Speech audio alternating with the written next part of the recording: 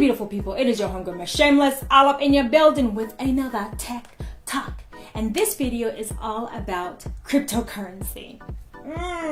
My latest obsession. I had to do this video for my booze, for my friends and my family, because it is new, it is exciting, and it's confusing as bleh. So this video is for my beginners, for my booze out there. Keep in mind, I'm a girl with a camera on YouTube. I'm not a financial advisor. I am a hustler and I'm super savvy. But anyways, do your research and watch a lot of videos. I'll put links in the info box below on more ways to learn about this fascinating world. So what is cryptocurrency? What is Bitcoin? Bitcoin is the largest and most popular cryptocurrency out there on the market. It is also the transfer of value using digital currency. The transfer of value is the key here. So you have to believe that this thing, this Bitcoin, this US dollar, this Canadian dollar has value. It is also the very first decentralized cryptocurrency out there.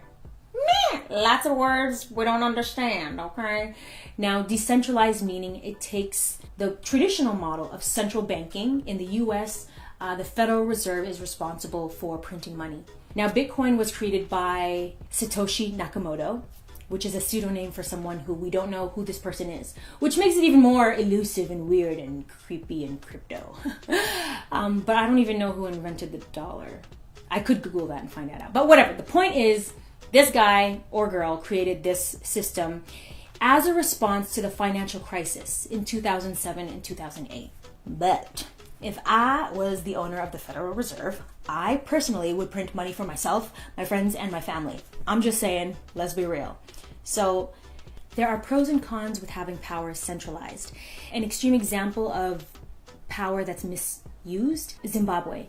The reserve was printing lots and lots of dollar bills, son, and their currency lost its value. The medium of exchange was valueless. You couldn't use money to buy groceries. They printed $1 trillion banknote that had zero value. So currently Zimbabwe uses the USD. I believe they use the South African Rand. They use everything but their own dollar. They don't have a currency because that's how the value just completely dropped.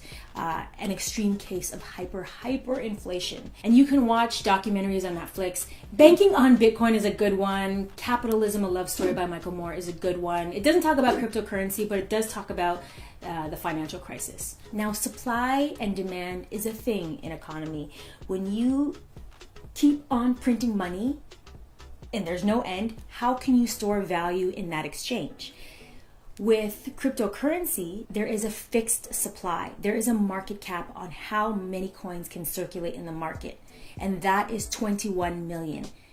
That's the most, in theory, that can ever be generated in the system. Beyond it being a fixed market cap system that in theory creates value, there's only 21 million, collect all 21 special edition coins, it relies on blockchain technology. Now, blockchain technology is what has blown the minds of everyone in the space.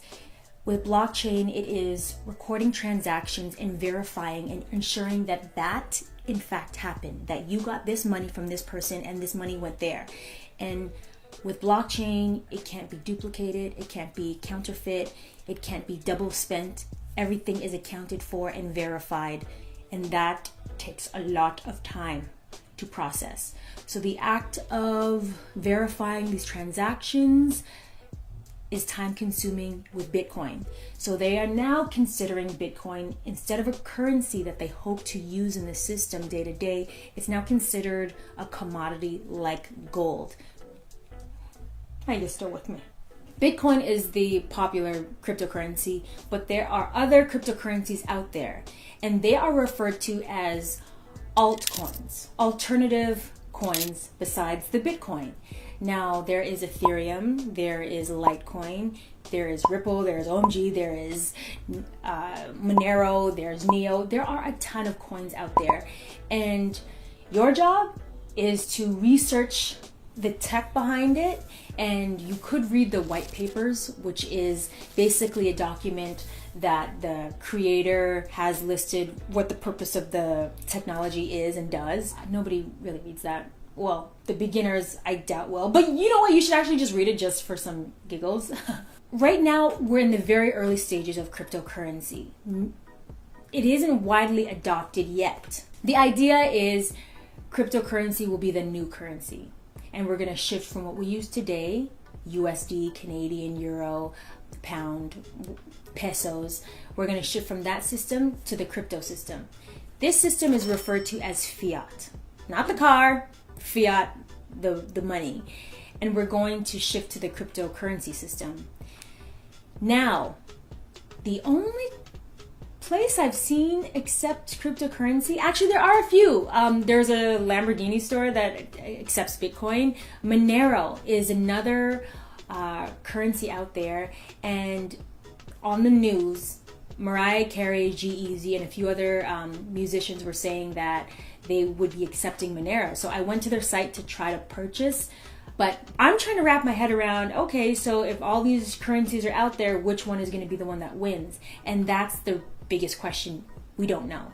The system that we use today is very long. For me to send money home to Toronto, not only does it take a couple days for the wire transfer to clear, because there's banks in between. There's the US bank, there's the Canadian bank, and then there's the actual banks. So there's like 4 banks in the whole process. The idea is cryptocurrency eliminates all of those banks, and I can send money to my family right away without the fees and without the delay. That isn't the case right now, because in order to convert your current currency, your fiat currency, into cryptocurrency, you need to use an exchange. Now, this exchange, to me, defeats the whole point of decentralized networks, because now it is centralized. Coinbase, which is a very popular app, I use Coinbase, is an exchange place where I can convert my US funds into Litecoin, Bitcoin, Ethereum, Bitcoin Cash. They're going to be adding more. But that process took me a week to convert my US funds to crypto funds. Coinbase is the easiest place to exchange your fiat for crypto. However, there are other exchanges out there, and also depending on the country, you might have another exchange that's more popular. I don't know those ones. Most exchanges that have affordable cryptocurrency under $100, I'm talking $1, $5, $10, they only accept Bitcoin or Ethereum, not your typical cash fiat currency. So you have to do 2 steps. The first step, you have to exchange your fiat currency at the exchange for Bitcoin or Ethereum. The second step, you have to exchange that Bitcoin or Ethereum that you just acquired for the more affordable currency that you really want to get. But now you have to back up your information onto a cryptocurrency wallet. Now, a wallet is not like a traditional hard wallet, although they do sell hardware wallets that you can store your information on, but it's software that stores your private keys. It sounds crazy, I know, but you need your own personal wallet to store your information on, because if this exchange goes bankrupt and closes, you still have your blockchain, your private keys, your information on this wallet. I'm not an expert. I just did my homework. I'm doing my best to articulate that to you. But for the real deal, still here info, okay? And they will break it down for you better than I have. So I've taken a small amount of money that I'm okay with losing, and I've already tripled that. It can become very addictive, so I do say put in what you're willing to lose and no more than 10%.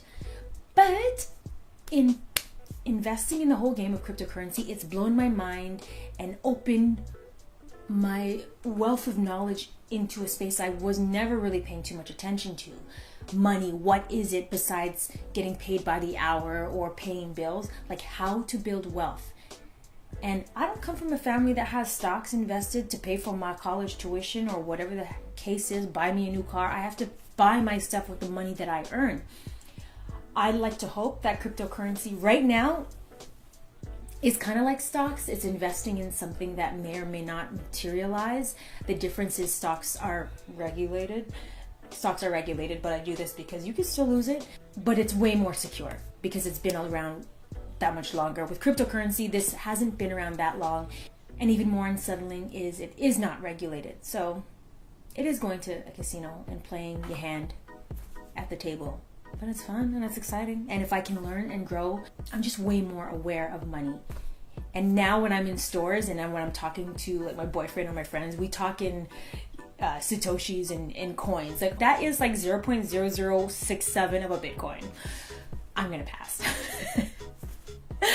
But be a part of the conversation, and the way to do that is to invest. You can even put in $10, $50. You can put in $10 into a Bitcoin. I'm trying to invest in something I believe in, like I want it to grow over the course of a few years. So ideally, you know, in 5 to 10 years, I can have my money that grew. I want my money to work for me, okay? And I want to hustle, but I want to hustle smarter. And I feel like cryptocurrency is an opportunity to do that. Just saying. Those are my 2 Satoshis. Take it or leave it. But let me know if you guys have questions, and I will address it probably in on Twitter or even Instagram. I might do an Instagram live, so check me out on those platforms. Even these ones, okay? Just check me out anyway. But yeah, I hope you found this video helpful, and until next time, remember to do you, be you, and stay true, boo. Be shameless.